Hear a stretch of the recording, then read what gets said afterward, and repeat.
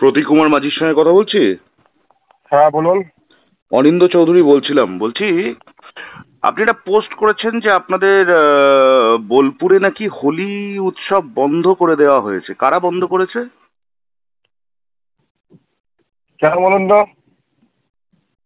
নকশা না মেরে সোজা সোজা উত্তর দাও, বুঝতে পারছো? হ্যাঁ বলুন, কি হয়েছে? হোলি উৎসব কে বন্ধ করেছে বোলপুরে? এটা সমস্যা কিসে? কি বললাম একটু আগে? হ্যাঁ, ফেক নিউজ ছড়াচ্ছ কেন? সেই নিয়ে কিছু সহায় নাই আমি। তোমার নামে অলরেডি বীরভূম পুলিশের কাছে কমপ্লেন লজ হয়েছে, তোমার কাছে ফোন করা হয়েছে, তোমাকে এই মুহূর্তে মানুষ শুনতে পাচ্ছে। ফেক নিউজটা ছড়াচ্ছ কেন? তুমি জেনে ছড়িয়েছো না না জেনে? এইটুকু স্বীকার করো।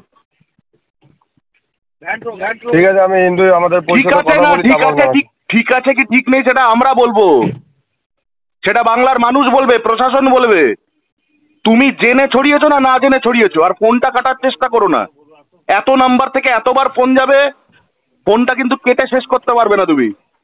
তুমি ফেক নিউজটা জেনে ছড়িয়েছো না না জেনে ছড়িয়েছো, এইটুকু বলো। আমি একটা পোস্ট পেয়েছিলাম, সেখান থেকে আমি কপি করে করেছি এটা। তুমি পোস্ট কপি করেছো, তার মানে তুমি নিজে জানো না যে এটা আসলে সত্যি কি সত্যি নয়। ঠিক বলছি? ঠিক আছে, আমি কথা বলে আপনাকে ঠিক জানাচ্ছি। আছে না, কি বললাম কি বললাম আমি? হ্যাঁ বলুন।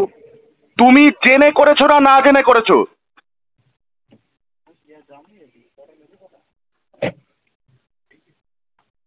কথাটা বলো, তাতে তোমারই ভালো হবে।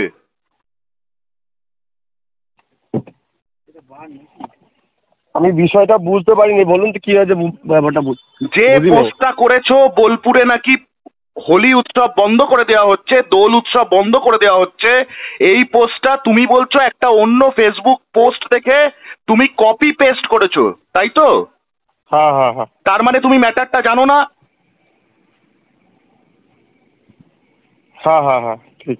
2 মিনিট সময় দিলাম, ঘড়ি ধরে 2 মিনিট, 120 সেকেন্ড সময় দিলাম, পোস্টটা ডিলিট করো। ঠিক আছে 120 সেকেন্ড। ঠিক আছে ঠিক আছে। ডিলিট করেছো? হ্যালো। হ্যাঁ ডিলিট করে দিয়েছি। ভবিষ্যতে না ভেরিফাই করে কোনো রকমের এরকম অসত্য পোস্ট সার্কুলেট করবে না ফেসবুকে। আগে একবার চেষ্টা করেছিল ডিলিট করা, তখন ডিলিট হয়নি তো।